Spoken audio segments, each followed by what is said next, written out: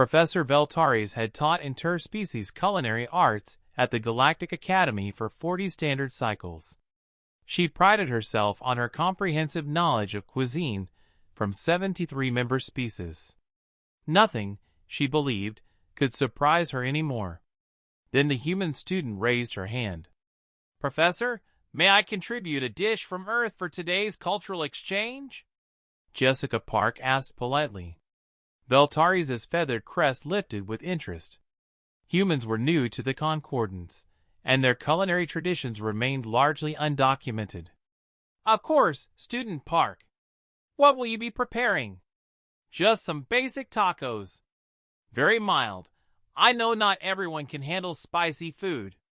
The professor nodded approvingly. Consideration for other species was the hallmark of a good culinary student. "Proceed." Jessica began her preparation while the class of 23 students from various species watched with curiosity. She laid out ingredients: ground protein synthesized to match Earth beef, tortillas, cheese, vegetables, and several small containers of seasonings. "First, I'll brown the meat with some basic spices," Jessica explained, adding what she called cumin, paprika, and garlic powder to the heating unit.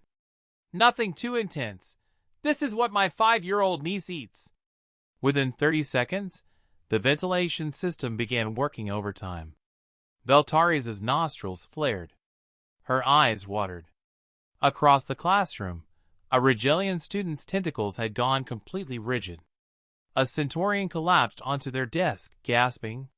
"Student Park," Veltaris wheezed. "What concentration of chemical weapons are you deploying?" Jessica looked confused. "Ma'am, I'm just using regular cumin and paprika. Like the normal amount. Maybe even less than normal." "Normal?" A Venusian student had activated their emergency breathing apparatus. "You're using chemical irritants as food additives? They're just spices," Jessica protested, genuinely bewildered. She held up the paprika container. "This is literally labeled mild. It's what we give to children." Professor Veltaris accessed her data pad with shaking manipulators, running an atmospheric analysis. Her crest flattened in shock. "Student Park, the capsaicin concentration alone." "There's no capsaicin in this," Jessica interrupted. "I specifically didn't use any peppers because I know they're hot. This is the bland version." "Bland?" A Krillian student's translator was struggling through their respiratory distress. "My species uses compounds like these for riot control." Jessica stared at her ingredients in disbelief. "You're telling me that cumin, the spice my grandmother called boring, is a weapon to you people?"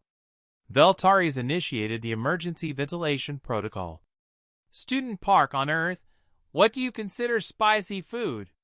"Well, I usually add jalapenos, habaneros, ghost peppers." Jessica trailed off as half the class evacuated into the hallway. "Oh! Oh no!" The professor managed to maintain her composure, barely. "Let me understand this correctly. The substances you just introduced, which have hospitalized 3 students and triggered 2 biohazard alarms, you feed these to juvenile humans?" "Yeah, kids love tacos." Jessica looked at her cooking station helplessly. "I mean, these are seriously mild. My roommate thinks I'm a wimp because I can't handle Thai food." "What?" Veltaris asked carefully. "Is Thai food? It's a cuisine from Earth that uses chilies and—" Jessica stopped as the professor held up a manipulator. "Please, no more details. My medical insurance doesn't cover cultural trauma." A medical team arrived, administering respiratory support to the affected students. The classroom was officially declared a contamination zone. Jessica stood amid the chaos, still holding her tortilla, looking utterly confused. "For what it's worth," she offered weakly, "I was going to use sour cream as a coolant." Veltaris' translator made a sound that approximated hysterical laughter.